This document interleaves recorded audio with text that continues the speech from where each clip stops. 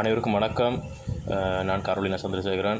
நான் மீண்டும் பேச விளைகின்ற விடயம் இந்த புல்லுருவிகளை பற்றி. ஏனென்றால் ஒரே ஒரே ஒரே நிலையில் அனைத்து தகவல்களையும் வெளியிட்டுவிட்டால் மக்களின் மனதில் ஆழ பதியாமல் இருந்துவிடும். அதனால் ஒவ்வொன்றாக வெளியிடுவதே சாலச் சிறந்தது.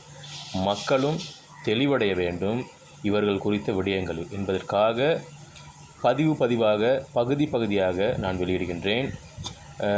2014ஆம் ஆண்டு, அநேகமாக 2014ஆம் ஆண்டு நான் வசிக்கின்ற கரோலினா தோட்டத்தில் இயங்கி வந்த பிரஜாசக்தி நிலையம், அந்த நிலையம் புதிய கட்டிடத்துக்கு கடவளை தோட்டத்திற்கு மாற்றப்பட்ட போது அதுவரை காலமாக இயங்கி வந்த அந்த நிலையத்திற்கான கேள்வியும் அந்த தோட்டத்தில் உள்ள மாணவர்களின் கல்வி நிலைக்கான ஒரு தேவைக்கான ஒரு கேள்வி எழுந்ததனால் பலர் என்னிடம் வந்து அந்த கல்வி நிலையத்தை தொடர்ந்து என்னை நடத்தி செல்வதற்காக கேட்டுக்கொண்டனர். அதற்கிணங்க வாசிப்பு திறனை மேம்படுத்துவதற்காக அங்குள்ள மாணவர்களை ஒன்று திரட்டி ஒரு மாலை நேர வகுப்பு பாடசாலையை அங்கிருந்த ஒரு பொது இடத்தில் ஆரம்பித்தேன்.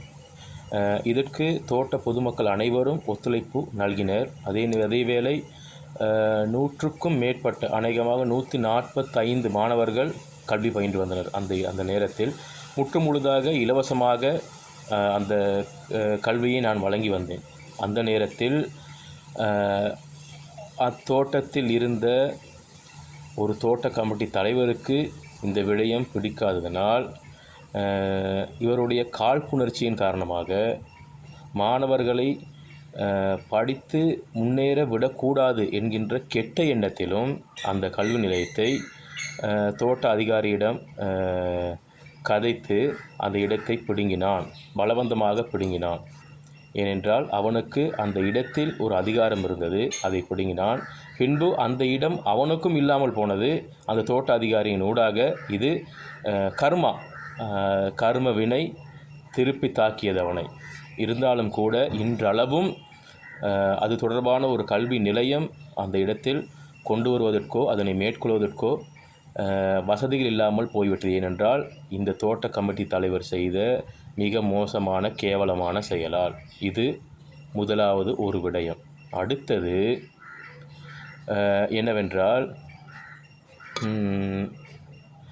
அந்த தோட்டத்தில் ஆதரவற்றவர்களுக்காக குறித்த ஒரு தொண்டு நிறுவனத்தின் ஊடாக 4 வீடுகள் அமைத்து கொடுப்பதற்கான திட்டம் ஒன்று முன்னெடுக்கப்பட்டது.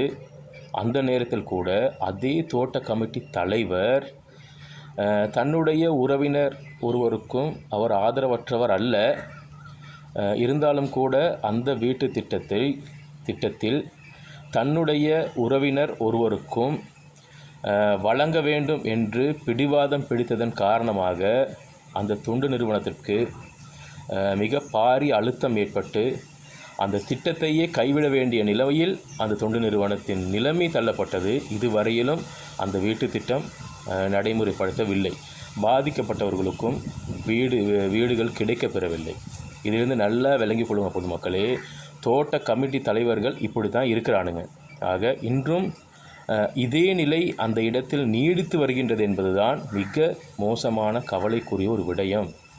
இதை நான் பதிவிடுகின்றேன். ஏனென்றால் மக்கள் தெரிந்து கொள்ள வேண்டும், தோட்ட கமிட்டி தலைவர்களில் பலர் இவ்வாறான சமூகத்தையே சீரழிக்கின்ற, சமூகத்தையே செல்லரிக்கின்ற, சமூகத்தையே புல்லரிக்கின்ற மிக மோசமான நயவஞ்சகர்களாக செயல்படுகின்றார்கள் என்பதை நான் இந்த பதிவினூடாக அழுத்தம் திருத்தமாக தெரிவித்துக் கொள்கின்றேன். வாக்களிக்கும் நேரத்தில் உங்களுடைய ஒரு சுட்டு விரலில் ஏற்படுகின்ற மாற்றம் சந்தா வழங்குவதிலும் அந்த நேரத்திலும் ஏற்பட வேண்டும் என்பதே என்னுடைய வேண்டுகோளாக உள்ளது. ஏனென்றால் அடிப்படையில் மாற்றம் அடிமட்டத்திலிருந்து எழ வேண்டும், அடிமட்டத்திலிருந்து உருவாக வேண்டும்.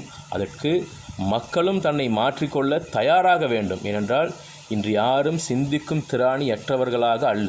இது வழமையாக வெளிப்படையாக நடந்து வருகின்ற விடயம். ஆக நீங்களே சிந்திக்க வேண்டும், முடிவை நீங்களே எடுக்க வேண்டும். மீண்டும் ஒரு பதிவில் இவர்கள் தொடர்பான இன்னும் இருக்கின்ற பல தகவல்களை வெளியிட்டு நான் உங்களுக்கு தெளிவுபடுத்துகின்றேன். அதுவரையிலும் விடைபெறுகின்றேன். நன்றி, வணக்கம்.